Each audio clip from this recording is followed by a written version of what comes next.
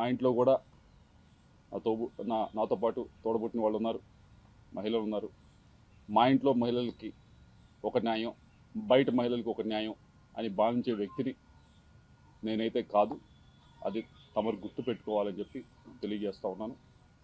రెండో విషయం, ఏదో ల్యాండ్ విషయం అని చెప్పి మాట్లాడారు. ఏదో విశాఖపట్నంలో ఏదో ల్యాండ్ ఉంది, అది ఇది అని మాట్లాడటం జరిగింది. అమ్మ, మేము 45 సంవత్సరాలుగా 1977 నుంచి విజ్ఞాన విద్యా సంస్థ నడుపుతా ఉన్నాం.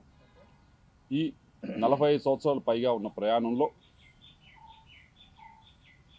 ఆంధ్ర రాష్ట్రంలో కాదు, దేశం మొత్తం ఎక్కడా కూడా, ఆంధ్ర రాష్ట్రంలో కాదు దేశం మొత్తంలో ఎక్కడా కూడా గవర్నమెంట్కి మేము రిక్వెస్ట్ పెట్టి మాకు ల్యాండ్ అలాట్ చేయండి అని చెప్పి ఒక్క దగ్గరన్నా మేము ల్యాండ్ అలాట్ చేయించుకున్న దాఖలాలు ఉంటే దయచేసి మీడియా మిత్రులకు చూపించాలి, లేకపోతే బయటికి తీసుకొచ్చి చూపించండి.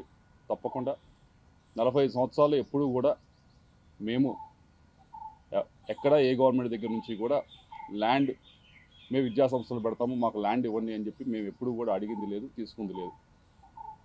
వచ్చి 9 నెలలు అవుతుంది.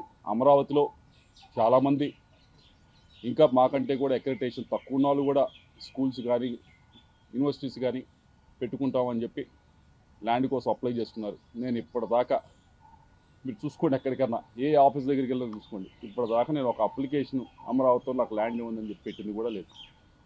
విశాఖపట్నం ల్యాండ్కి సంబంధించి అది 2009లో మేము అప్పుడు కాంగ్రెస్ గవర్నమెంట్ ఉన్నప్పుడు, మీకు ఎవరో తప్పు ఇన్ఫర్మేషన్ ఇస్తున్నారు, 2019 అని కాదు, 2009లో కాంగ్రెస్ గవర్నమెంట్ ఉన్నప్పుడు